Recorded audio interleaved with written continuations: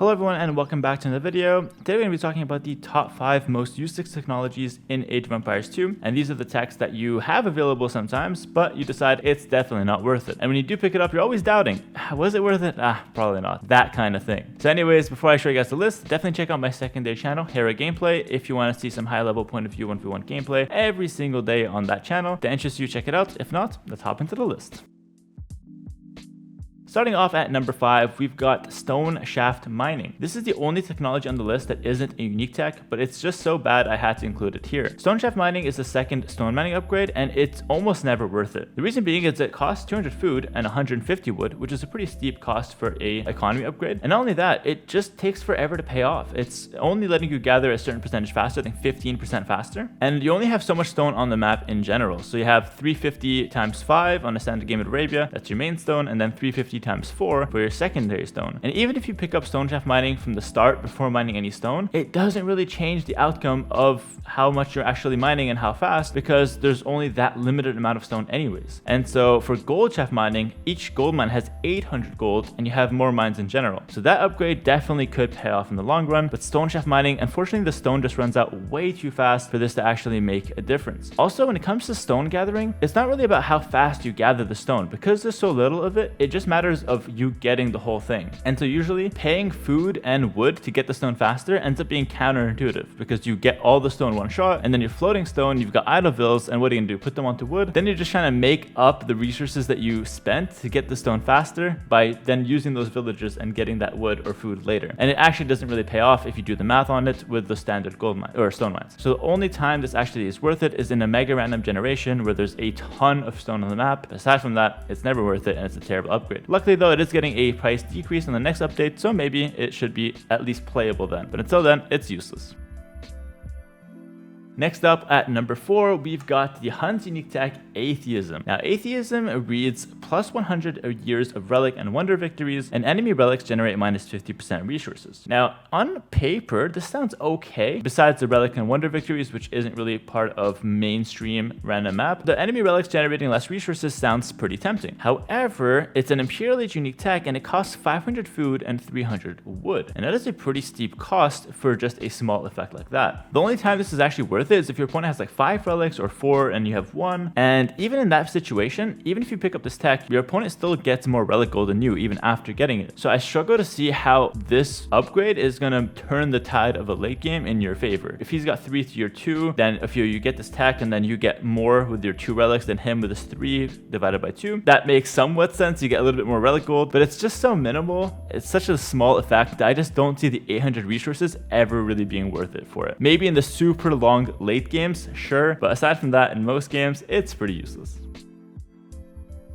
Moving on to number 3, we've got the Dravidian's unique tech, and that is Medical Corpse. Now, this is the Castled unique tech, and it reads, elephant units generate 30 HP per minute. Hey, listen, regenerations are pretty good in most cases, but the reason why I really don't like this upgrade in particular is because elephants don't need regeneration. They don't need extra HP. Elephants already have a ton of HP, so getting this upgrade really doesn't change a lot for your elephants. You could make an argument that sure, your elephant archers always healing is going to be pretty decent, but I just don't see 30 HP per minute really mattering in most cases. I think this could be worth it if you're playing a very slow paced game, and so okay, your 30 HP per minute over like 10 minutes will heal you the full 300 HP, but in what game where you have like 10 minutes to just heal up your units entirely? Also, if you really wanted to heal your elephants, just mixing in 5 or 10 monks in your army is going to be more than enough, and you don't even need to get the unique tech. And the 5 or 10 monks can also convert, can also pick up relics, and they just have more utility than this unique tech. It's also not that cheap. At 300 food and 200 gold, it's pretty sizable. So I would probably take 5 monks over this unique tech any day of the week. And chances are if you're making elephant units, you're only getting the castle a little bit later on into the game. So this is more or less like a late game tech and not something that kicks in early. And I just don't see the value in it. So for me, it's a pretty useless tech, but let me know what you think about that one.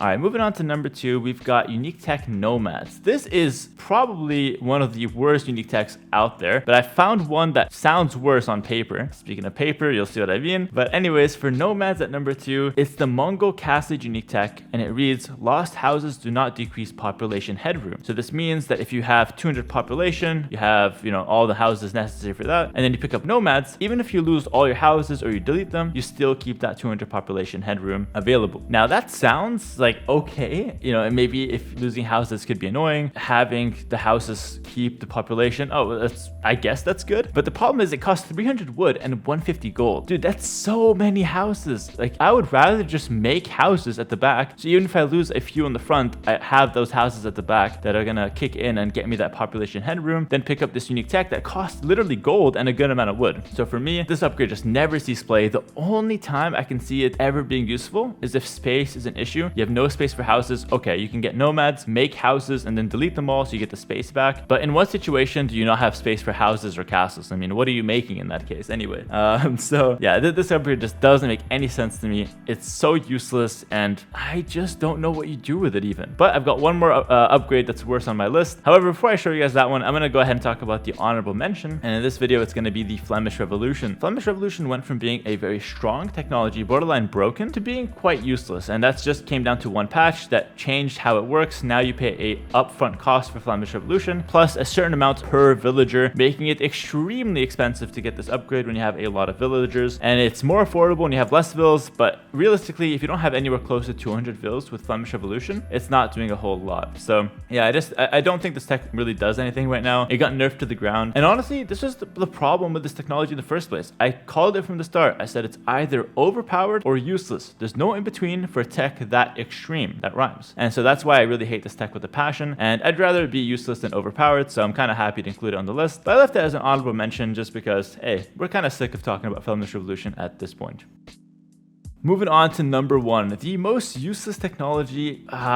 This one is like really bad in my opinion. The most useless technology in the game is gonna go to the Vietnamese paper money in Imperial Age. Lumberjacks slowly generate gold in addition to wood is what it reads. And on paper, I think this actually sounds decent on paper until I actually realized how bad the effect was. I think the effect was like if you have 20 wood villagers fully upgraded, so with 2 men saw, that's the same amount as 1 relic. In what situation do you have 20 wood villagers and you think it's worth it to pay the 550 food and 200 wood to get 1 relic worth of gold trickle? That only matters on maps like Black Forest and Arena where there's a ton of wood, and in those 2 maps I don't even see Vietnamese being this powerhouse civilization to where this upgrade can really make the difference. Also, if you have 40 on wood, you're going to be floating so much wood just to get 2 relic worth of gold. It just never really makes sense to this upgrade to actually pay off. So in theory, I can see how this upgrade could be good because you're getting gold in addition to wood. That's like kind of an economy upgrade, but because of how slow the gather rate is, it's just absolutely useless. And you can compare this with the Burgundian vineyards, but the vineyards are much more effective because the farm has a lot more food than a singular tree. And so picking up that upgrade, Burgundian vineyards, even though the conversion rate is very similar, at least the farms will last longer over the course of the game, and you usually have more farmers, whereas with woodcutters, the wood will run out really fast if you try to put like 40 on wood. And so this upgrade just barely does anything. Also, Vietnamese don't need gold in their late game. Usually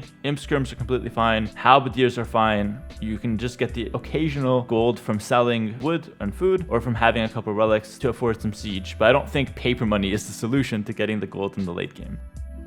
Anyways, that's my list of the most useless technologies. Let me know if you guys agreed or not. This is pretty subjective, so you guys have any thoughts or something I missed, do let me know in the comments because you guys can be just as right as me. It's, like I said, quite subjective. Thanks for watching the video, and I'll catch you guys next time. Peace.